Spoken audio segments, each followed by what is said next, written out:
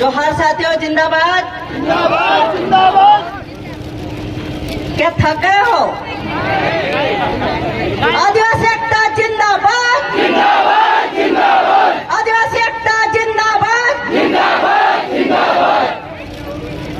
साथियों, कुछ समय से हमारे समाज की महिला पुरुष हमारे साथी आज जो संघर्ष कर रहे हैं समाज के लिए और समाज के बेटों के लिए और हमारी बहनों के लिए, आज देवास जिले की धरती पर मैं आज ये तीसरा या चौथा आंदोलन है, मैं यहाँ पर शामिल हुई। बड़े दुख की बात है कि बार बार इस देवास जिले की धरती पर मुझे आना पड़ रहा है। कब तक हमारे आदिवासियों के साथ अत्याचार होता रहेगा? ये हम प्रशासन से पूछना चाहते हैं। ये प्रशासन किसके इशारों पे चल रही है? किन दलालों के इशारे पे चल रही है?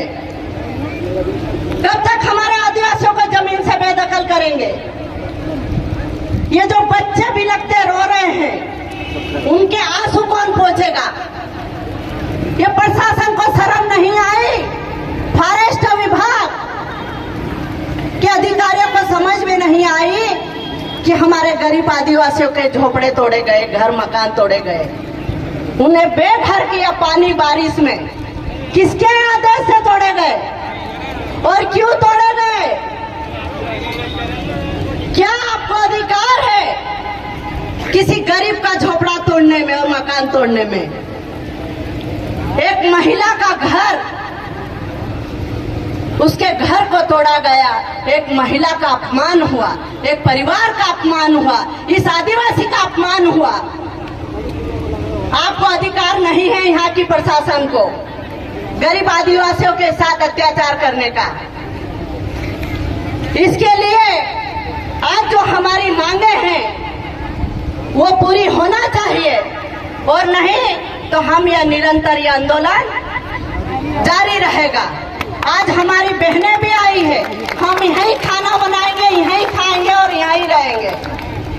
और आज ही आपको हमारे समाज के जो बेटियां बैठी है, आपको यहाँ पर सभी युवा बैठे हैं, हमारे साथी दूर दूर से आए हैं, सबने अपनी अपनी बात रखी है। ये हमारे समाज का अधिकार है कि भाई मध्य प्रदेश में जब जल जंगल जमीन की लड़ाई हमारे समाज के युवा लड़ रहे हैं, संवैधानिक अधिकार से लड़ रहे हैं, ट्राइबल क्षेत्र है, हमारा अधिकार है, फिर भी प्रशासन को समझ से बाहर है। पता नहीं ये कौन सी बुक से पढ़ के आए हैं।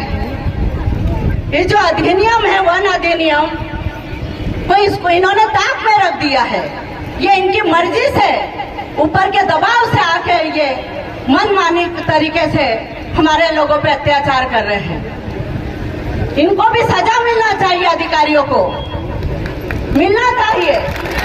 इस बारिश के मौसम में जब एक गरीब परिवार को उजाड़ा है, उन पशु पक्षियों को, उनके माल ढोर को, उनके जो रहन सहन पूरी व्यवस्था है एक परिवार की, उसको बेघर करने का अधिकार प्रशासन को नहीं है। यहाँ के कलेक्टर, एसडीएम, डीएफओ, एसपी सभी की जिम्मेदारी बनती है कि उसका मकान आज ही बना के दे, क्योंकि तोड़ने के लिए तो हजारों मशीनें लग जाती और बनाने के लिए समय नहीं है आपके पास।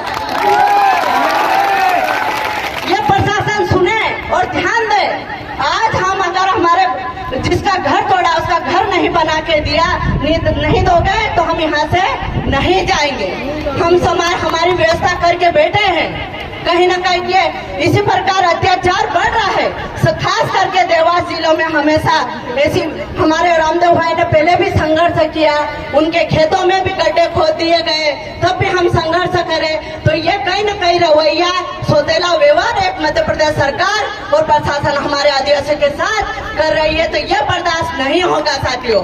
अभी हमें एकजुटता के साथ प्रशासन और सरकार से लड़ने की जरूरत है, क्योंकि अभी देश भर में देखा जा रहा है, अभी बुरहानपुर के क्षेत्रों में भी हमारे गरीब आदिवासियों के घर उजाड़े जा रहे हैं, कई जमीनें लूटी जा रही है। हम ये कहना चाहते हैं कि हमारे पूर्वज कई सालों से हमारी जमीनें हमको दे के गए, हमारे पूर्वज, हमारे क्रांतिकारी, हमारे जिन्होंने जमीन के लिए जल जंगल जमीन की लड़ाई लड़ी और आज उस जमीन पे बैठे, और वही सरकार प्रशासन हमको इस जमीन से बेदखल कर रहे हैं। लेकिन हम भी हमारा अधिकार और हमारे जल जंगल जमीन के लिए लड़ते रहेंगे साथियों। इन काले मुँह कुत्ते हमको ये जमीन एक इंच नहीं देंगे, क्योंकि ये बहुत दर्द की बात है। आज मैं ये बोल रही हूँ, लेकिन ये दर्द की बात है कि हर क्षेत्र में आदिवासियों की जमीनें छीनी जा रही है। भोले भाले हमारे लोगों के पास 100 साल का कब्जा है, लेकिन उनको नोटिस देके उनको बेदखल किया जा रहा है। किस अधिकार से आप लोगों ने किस अधिकार से उनको बेघर करे? तुम पट्टा दो, उनके पावती बना के दो, ये आपका विभागों का काम है। 10 बार